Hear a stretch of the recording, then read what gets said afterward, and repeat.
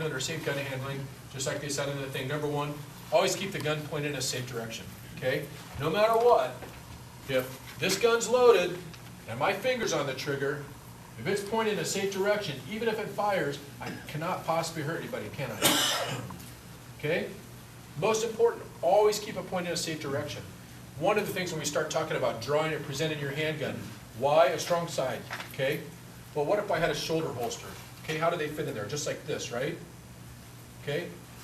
If I'm pulling this out of my holster, is it in a safe direction? As I'm pulling this out? No. Okay?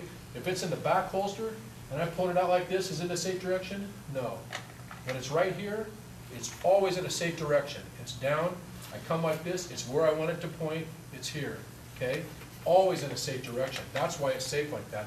Does that mean you can't use a shoulder holster? No. If you're a truck driver or something, that might be what it's just saying, you know, even when it's sitting in here, you're always sweeping people by doing that. So you're kind of breaking the rules. So number one, most important thing, always keep it pointed in a safe direction. Okay? Number two, always keep your finger off the trigger. This is the number one thing we'll deal with at the range because everybody's used to picking up their guns. They always have their finger on the trigger because that's the way we learn to carry our guns around, right?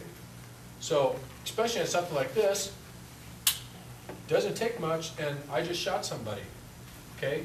So, what we want you to do is learn to keep your finger right here, okay? This is the way to properly carry a firearm.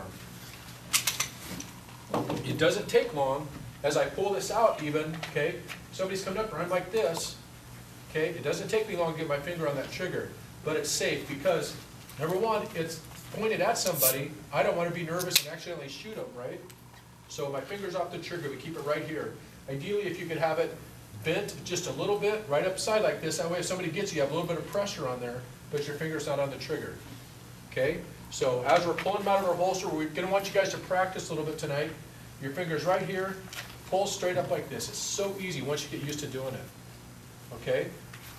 A lot of the holsters, and we'll talk about them, have little finger things where, you know, a finger release, you got to get your finger on there to release them. It makes it kind of nice pointed out. So we come up, our finger's off the trigger. So, back to that.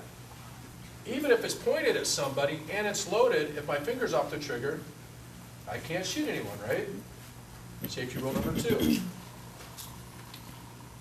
Safety rule number three, and this one gets a little more gray area, but always keep the gun unloaded until ready to use. Okay? So, even if my finger was on the trigger, and even if I was pointed at somebody, if it's unloaded, I can't possibly injure anybody. So if it's in your house, you're cleaning it or whatever, they should always be unloaded. Now, your defensive firearm should always be loaded, correct? We never know when we're going to need to use it. So it always needs to be loaded, it always needs to be ready to go. So keeping it pointed in a safe direction and keeping your finger off the trigger is critical. All right? Now, if it's loaded and not on you, it needs to be in a safe or something, and we'll talk about that later too. Any questions on those gun safety rules? You guys do any one of the three, there never ever is going to be an accident. All right?